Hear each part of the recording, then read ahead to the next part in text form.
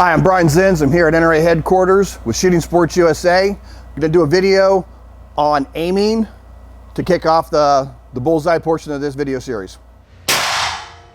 All right, aiming for bullseye shooting, whether you're shooting with iron sights or with a dot gun, which I'll get into in a little bit. With iron sights and bullseye, the critical thing is, obviously, we have to focus on the front sight. We understand sight alignment, front sight, rear sight. Sight picture includes the target, the relationship between the target, your sights, and your eye. Sight alignment is just a relationship of the front sight to the rear sight. And obviously that's what we're going for. The problem is when we were taught to throw a football or a baseball when we were growing up as kids, what were we told to look at? We were told to look at what we were throwing the ball to, right?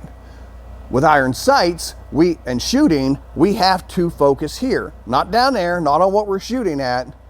For bullseye, we need to focus here, okay? Now, if you're shooting iron sights and you have a big fat blocked front sight out there, or even if it's a little skinny front sight, it's too much to look at.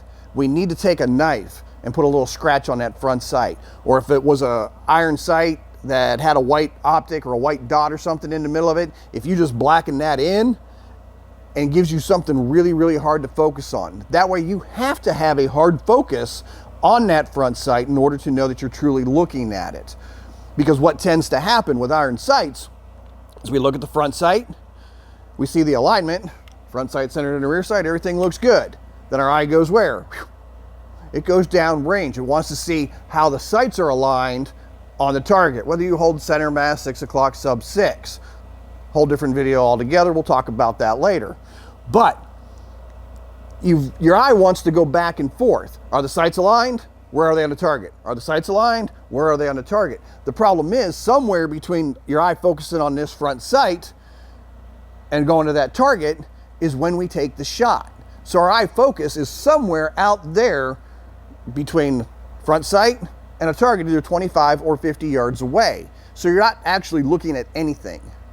Okay, so with iron sights, you've got to have something on that front sight to make a hard focus on that front sight to make sure you are truly seeing the front sight. If your focus comes off of that, especially in slow fire, you need to abort that shot because you're not looking at what you need to be looking at. With the dot, simple enough. It's a one-point aiming device. Look at the target. Look at the target. It's the way the dot was designed to be used, okay? Turn your dot to whatever intensity. Everybody's eyes are a little bit different, so you've got to be your best coach, and we are our best and worst coaches. Okay, figure out what dot works for you, what size dot works best for you, what intensity level works for you. You've got to focus on the target. Now, some of us, as we get a little bit older, maybe our vision doesn't allow us to see the target anymore.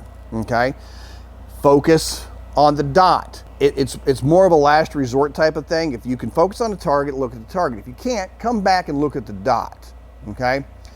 But if you're gonna be looking at the dot, just like iron sights, it's very, very critical that you pick something, okay? With the dot, you have the option of looking at the target or looking at the dot. With irons, you do not have that option. You have to look at the front sight. You have to, okay? With a dot, try to focus on a target.